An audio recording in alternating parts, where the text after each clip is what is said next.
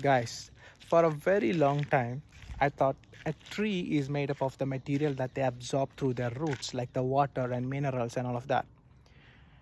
It kind of makes sense to me.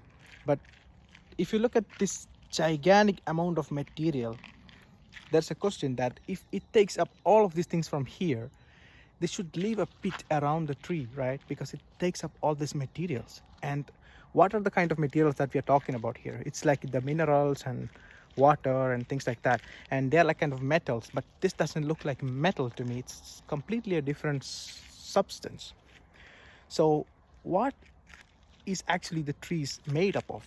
Here I'm talking about the material of the tree, like the dry mass, not the water content, because if you consider the water content, it's like a lot in the living trees. But if you take a dead tree, most of the content, like the substance in the tree, in the wood, is actually not something that it takes from the soil.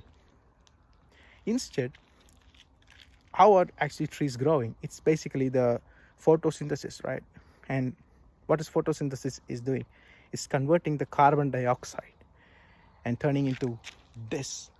So trees are made up of actually the air that's around us, and they do it with the help of the sunlight, and they turn air into whatever we see over here in the nature.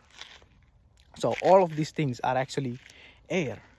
But now when we think deeper into that, you can see that we eat trees, right? Or we eat the animals who are actually consuming these trees or plants or whatever. So everything that is in our body is actually kind of made up of plants. So this same kind of material.